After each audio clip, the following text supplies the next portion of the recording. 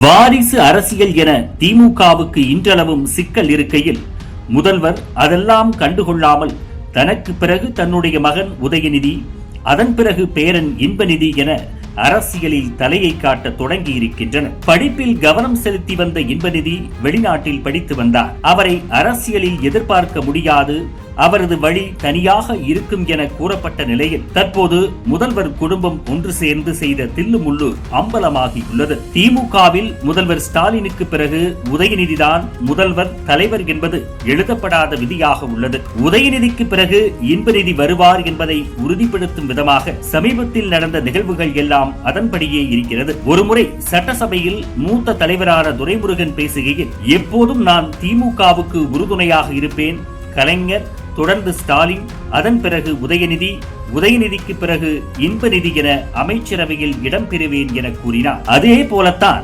இன்பநிதியை திமுக தற்போது பொதுவெளியில் கொண்டு வர தொடங்கியுள்ளது. கடந்த வருடம் திமுக சார்பாக சேலத்தில் நடந்த இளைஞரணி மாநாட்டில் இன்பநிதி உதயசூரியன் பொறித்த டி ஷர்ட் அணிந்து மேடையில் அமர வைத்து அழகு பார்த்தனர் முதல்வர் குடும்பம். அதன் பிறகு மதுரையில் இந்த வருடம் நடந்த ஜல்லிக்கட்டு போட்டியில் முதல்வர் கலந்து கொள்கையில் இன்பநிதிக்கும் முன்னுரிமை கொடுக்கப்பட்டது. இந்த நிலையில் இன்பநிதி மூலம் திமுகவுக்கு அடுத்த சிக்கல் எழுந்துள்ளது. கடந்த மாதம் இன்பநிதி கலைஞர் டிவியின் நிர்வாக பொறுப்பில் சேர்ந்துள்ளார். இப்போது அவர் புதிய கார் ஒன்றை வாங்கியுள்ளார். டெஃபெண்டர் என்ற இந்த காரின் விலை 2 கோடி மதிப்பாக உள்ளது. மொத்தமாக இந்த காரின் மதிப்பு ஆன்-ரோட் விலையில் 2.5 கோடியாக உள்ளது. மிகவும் விலை உயர்ந்த காரை எப்படி இன்பநிதி வாங்கினார் என்ற கேள்வி எழுந்துள்ளது.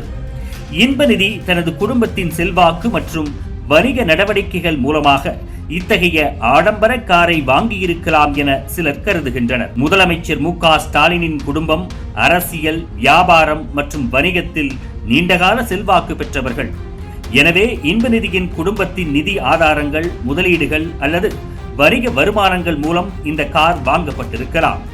மேலும் கார் கடன் மூலமாகவோ அல்லது குடும்பத்தின் நிதி ஆதாரங்கள் மூலமாகவோ இந்த தொகை நிதியளிக்கப்பட்டிருக்கலாம். இருப்பினும் இந்த வாகனத்தின் உரிமையாளர் மற்றும் அதன் நிதி ஆதாரம் குறித்து முதலமைச்சர் அலுவலகம் அல்லது இன்பநிதி தரப்பிலிருந்து எந்த ஒரு அதிகாரப்பூர்வ விளக்கமும் இதுவரை வெளியாகவில்லை.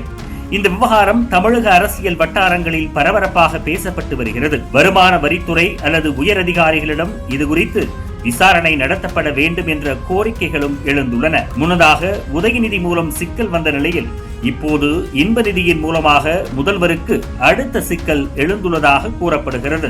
இதுபோன்று முக்கிய நிகழ்வுகள், அரசியல் தகவல்களை ஆழமாகவும் மாறுபட்ட கோணத்திலும் அறிந்து கொள்ள மறக்காமல் உங்கள் IND தமிழ் 24x7 பக்கத்தை பின்பற்றிக் கொள்ளவும். உங்கள் ஒவ்வொரு ஆதரவும் இதுபோன்று பல நிகழ்வுகளின் பின்னணியை அறிய உதவும்.